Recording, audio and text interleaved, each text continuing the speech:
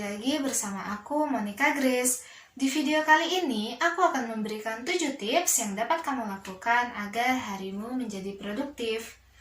Hari yang produktif merupakan impian semua orang, terutama untuk saat ini ya, di mana PPKM sedang berlangsung. Selama pandemi COVID-19, hampir seluruh aktivitas seperti belajar dan bekerja kita lakukan secara online atau dari rumah. Tapi kebanyakan dari kita memiliki suatu kebiasaan yang buruk, yaitu rasa malas dan mager untuk beraktivitas. Pengennya sih rebahan sepanjang hari, sambil main game, main handphone, atau nonton drama Korea.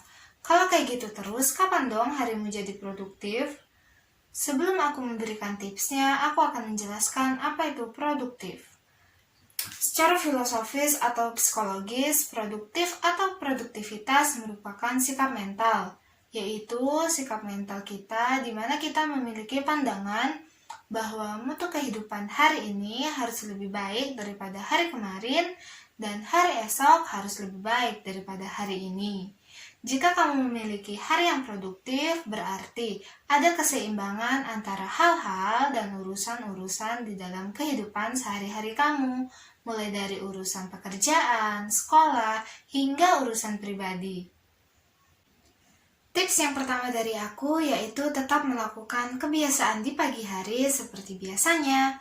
Kebiasaan yang biasanya kita lakukan seperti bangun pagi, membereskan tempat tidur, mandi ataupun sarapan, menggunakan pakaian yang rapi saat belajar online atau WFH, sebaiknya tetap kita lakukan ya. Hal ini berfungsi untuk membuat pikiran dan tubuh kamu menjadi lebih fresh, sehingga untuk melakukan kegiatan selanjutnya kamu akan merasa lebih bersemangat.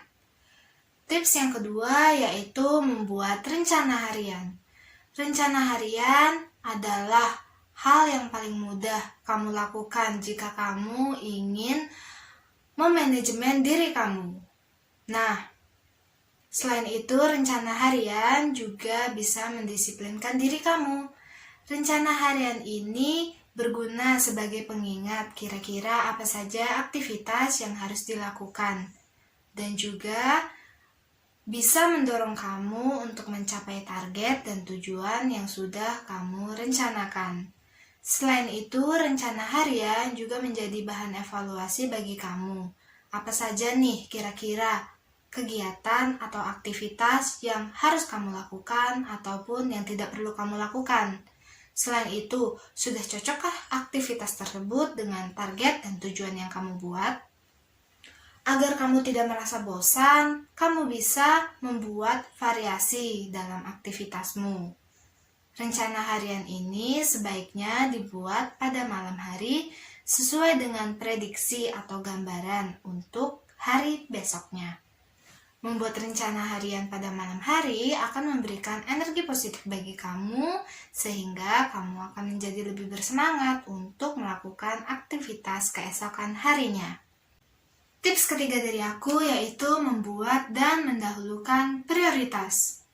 Tanpa kita sadari, waktu yang kita miliki dalam sehari akan cepat habis karena kita melakukan aktivitas kecil atau aktivitas yang dianggap selingan, misalnya saja bermain media sosial. Namun, aktivitas selingan tersebut justru akan mengganggu aktivitas utama yang telah kamu rencanakan. Jadinya, aktivitas utama kamu tidak selesai dengan tepat waktu. Oleh karena itu, membuat dan mendahulukan prioritas akan mendorong kamu untuk lebih produktif. Usahakan aktivitas-aktivitas yang kamu prioritaskan, kamu jadwalkan di pagi hari atau di awal hari, sehingga dalam menyelesaikannya, kamu masih memiliki semangat dan juga mood yang bagus.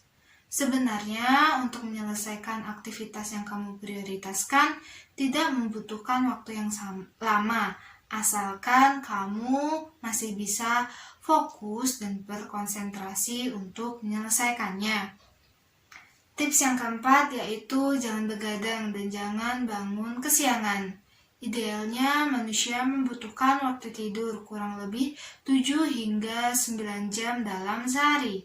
Nah, waktu tidur ini dimulai kurang lebih dari pukul 10 malam hingga 6 pagi.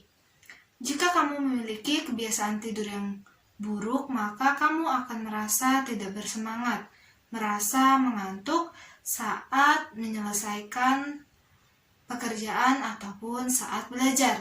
Selain itu, kamu akan sulit berkonsentrasi dan fokus untuk menyelesaikan suatu pekerjaan. Aktivitas yang kamu lakukan pun akan menjadi tidak optimal. Oleh karena itu, usahakan kamu memiliki kualitas tidur yang bagus dan juga jam tidur yang baik.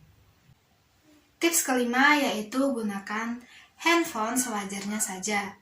Kebanyakan dari kita jika sudah bermain handphone akan lupa waktu, sehingga aktivitas yang sudah kita rencanakan akan terbengkalai. Handphone menjadi salah satu sumber gangguan atau distraksi kita saat kita melakukan pekerjaan. Oleh karena itu, kita harus bisa mengendalikan diri dalam memakai handphone. Jika tidak terlalu penting atau tidak terlalu dibutuhkan, cobalah bekerja dan belajar tanpa handphone. Sebaiknya kamu menggunakan handphone secara bijak dan sewajarnya saja, sehingga kamu tidak akan merasakan kecanduan atau ketagihan. Tips yang keenam yaitu melakukan olahraga ringan. Sejak pandemi, tentu kita lebih sering melakukan aktivitas di dalam rumah. Hal ini tentu membuat kita banyak berdiam diri di rumah dan jarang bergerak. Nah, hal ini membuat kita merasa malas dan mager untuk beraktivitas. Untuk mengantisipasi hal tersebut, mulailah berolahraga ringan dengan durasi waktu kurang lebih 15 hingga 30 menit. Olahraga ringan ini bertujuan untuk meregangkan otot dan sendi. Selain itu, olahraga juga bisa membuat badanmu terasa lebih fit dan segar.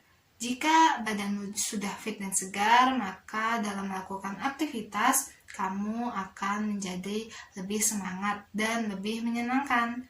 Tips yang terakhir yaitu melakukan kegiatan yang membuat kamu senang. Setelah kita bekerja ataupun belajar seharian, tentu kamu membutuhkan waktu untuk menghibur diri. Hal ini berguna agar kamu tidak merasa burnout. Apa itu burnout?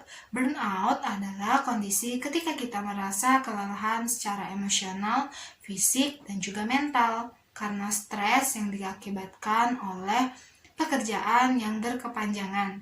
Kondisi ini membuat kita merasa kelelahan dan tidak sanggup untuk menyelesaikan aktivitas atau tanggung jawab kita dalam seharian. Oleh karena itu, kita harus meluangkan diri untuk menghibur diri. Kamu bisa menonton film, mendengarkan musik, atau mungkin menyalurkan hobi dan minat. Tapi ingat, jangan terlalu berlebihan agar aktivitas utama kamu tetap terlaksana. Nah, itu dia 7 tips dari aku. Semoga bermanfaat. Dan terima kasih telah menonton video ini.